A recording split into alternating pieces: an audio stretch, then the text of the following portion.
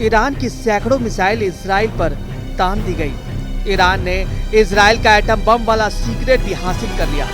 Iran ने Donald Trump को भी ऐसा फंसाया कि इजराइल को 24 घंटे में 3 बैड न्यूज मिली, यानी 3 बड़ी बुरी खबरें।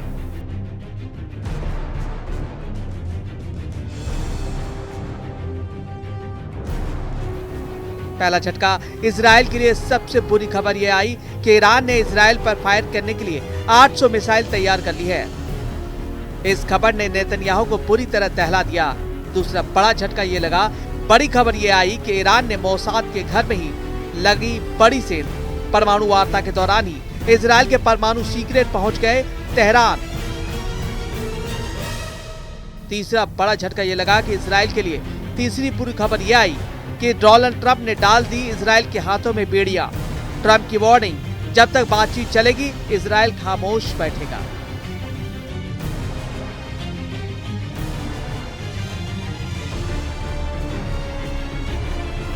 इन तीनों झटकों से पूरी पश्चिमी एशिया में अचानक इजराइल और ईरान की टक्कर में खौलता हुआ बारूद डाल दिया गया। नेतन्याहू को जैसे ही पता चला कि ईरान ने 800 मिसाइल के लिए ईंधन का इंतजाम कर लिया, इजराइल के एयर और मिसाइल डिफेंस के पैरों तले जैसे जमीन खिसक गई। ईरान की मिसाइलों को लेकर नेतन्याहू का नया खौफ क्या है, इसे बहुत ज्यादा ध्यान से समझिएगा, क्योंकि यहाँ ईरान को बहुत बड़ी मदद चीन से मिलने का दावा किया जा रहा है। यानी ईरान के साथ अब चीन पूरी तरह खड़ा हो चुका है। अमेरिका की मीडिया में खबर आए कि ईरान ने मिसाइल लॉन्च करने वाला हजारों टन ठोस ईंधन, जिसे रॉकेट ऑक्सीडाइजर अमोनियम परक्लोरेट कहा जाता है, उसकी सप्लाई चीन ने शुरू कर दी है। यह इतना रॉकेट फ्यूल है जो 800 से ज्यादा बैलिस्टिक मिसाइलों को इजराइल तक पहुंचा सकता है।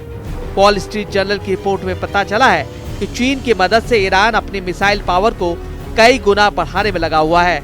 रिपोर्ट में दावा किया गया है कि ईरान के मिसाइलों के लिए फ्यूल पिशमागन नोविन नाम की एक कंपनी ने ऑर्डर किया है। यह ऑर्डर हांगकांग में लॉयन कमोडिटीज होल्डिंग्स को मिली है।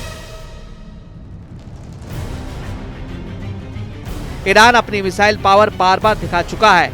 इजराइल भी ईरान की मिसाइल पावर और उसकी रेंज से बहुत अच्छी तरह वाकिफ है।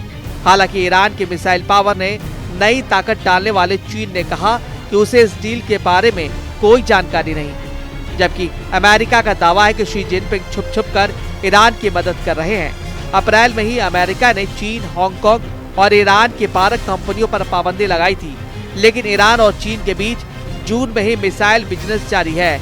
इजराइल को दूसरा बड़ा झटका चीन ने नहीं, खुद ईरान ने दिया है। ईरान के दावे ने नेतन्याहू और उनकी फौज का टेंशन मीटर टॉप कर पहुंच गया है, क्योंकि खबर ऐसी है कि इजराइल की सबसे बड़ी ताकत उसकी सबसे कमजोर साबित हो रही है। नेतन्याहू की सबसे बड़ी ताकत उनकी खुफिया एजेंसी मोसाद को लेकर ईरान के सरकारी मीडिया में बड़ी खबर वायरल है। खबर ऐसी है कि नेतन्याहू और उसके कमांडरों के पसीने छूट गए। ईरान की मीडिया में दावा किया जा रहा है कि उसकी खुफिया एजेंसियों ने इजराइल के परमाणु कार्यक्रम या ये कहें कि उसके एटम बम को लेकर बहुत ही संवेदनशील दस्तावेज हासिल कर लिए हैं।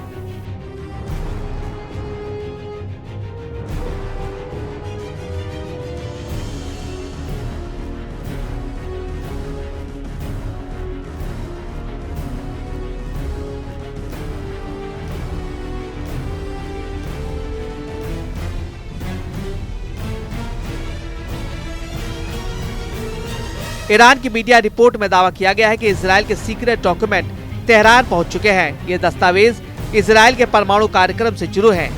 ये दस्तावेज ईरान को 1 साल पहले मिल गए थे, जब साइबर हमले में पूरी जानकारी लीक कर दी गई।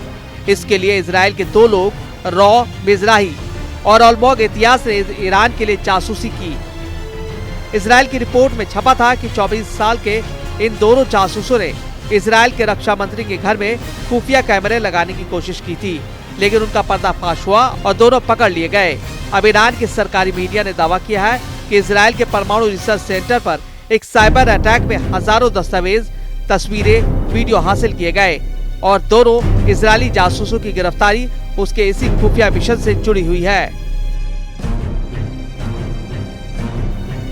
इजराइल की खुफिया एजेंसी ने 17 दिन पहले बताया था कि उन्होंने नेशर शहर से 24 साल के रॉ मिजराही और एलमोग इतिहास को गिरफ्तार किया है, जो ईरान की मदद कर रहे हैं। अगर यह गिरफ्तारियां हाल के मामले में जुड़ी है तो ये पकड़े गए जब इजराइल के सीक्रेट दस्तावेजों को इजराइल से बाहर ले जाया गया।